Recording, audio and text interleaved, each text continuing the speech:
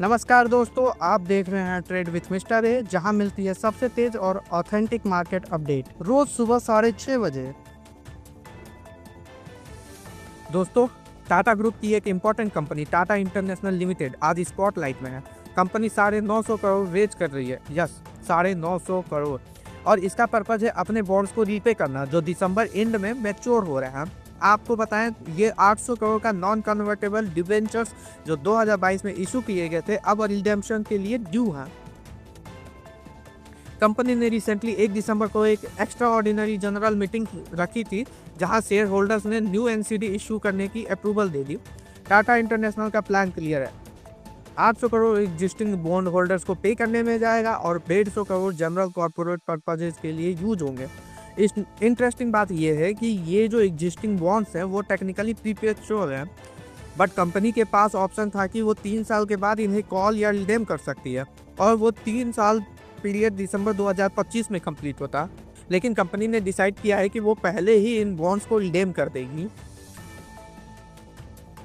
आगे बढ़ते हैं। कल शाम के ट्रेड में 10 ईयर गवर्नमेंट बॉन्ड यील्ड एक बार फिर से हेडलाइंस बना रही है। यील्ड 6.63% तक चली गई है, जो कि इस फाइनेंशियल ईयर का हाईएस्ट लेवल है।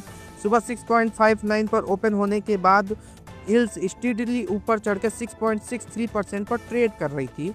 आप सोच रहे होंगे इतना साफ मूव क्यों? मार्केट एक्सपर्ट्स के हिसाब से इस स्पाइक के दो मेजर रीजन हैं। फॉरेन इन्वेस्टर्स का heavy sell off, specially FII securities में, रेट कट साइकिल के एंड का एंटीसिपेशन, और इस सेलिंग प्रेशर को और ज़्यादा इंटेंस बनाया। यूएस ट्रेड डील में डिलेज और रुपए की शार्प डिप्रिसिएशन, जिसकी वजह से एफपीआई जो जुलाई से नवंबर तक नेट बायर्स से अब नेट सेलर्स बन गए हैं।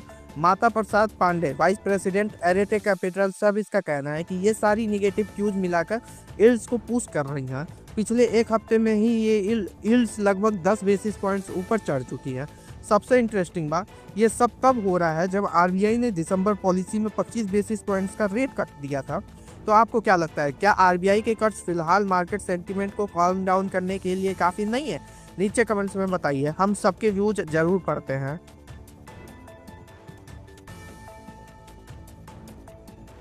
आगे बढ़ने से पहले अगर आप अभी तक हमारे चैनल को सब्सक्राइब नहीं किए हैं तो जल्दी से सब्सक्राइब कर लें, ताकि आप कोई भी अपडेट मिस ना करें। अगली बड़ी खबर, एलआईसी एक बार फिर हेडलाइंस में है, और इस बार का रीजन थोड़ा हैवी है। State run insurance giant life insurance corporation of India को महाराष्ट्र स्टेट टैक्स डिपार्टमेंट ने 2370 करोड़ से ज़्यादा का जीएसटी, इंटरेस्ट और पेनल्टीज का डिमांड ऑर्डर इशू किया है।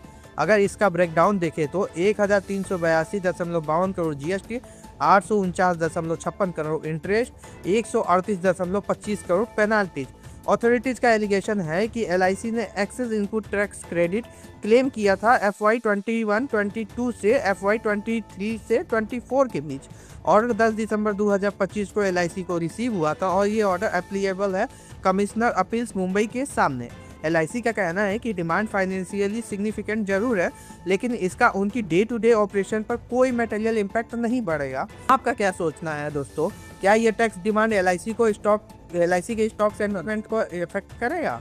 क्या ये टैक्स डिमांड एलआईसी के स्टॉक सेंटिमेंट को अफेक्ट करेगा? तो दोस्तों, आज की मार्केट अपडेट यही थी। कैसी लगी आपको ये खबरें? अपनी राय कमेंट सेक्शन में लिखना न भूलिए। और हाँ, अगर आप चाहते हैं कि आपको हर दिन ऐसी ही न्यूज मिलती रहे, तो चैनल को सब्सक्राइब कीजिए और बेल आइकन दबा दीजिए, ताकि कोई भी अपडेट मिस न हो। मिलेंगे कल नए अपडेट्स के साथ, तब तक के लिए हैप्पी ट्रेडिंग।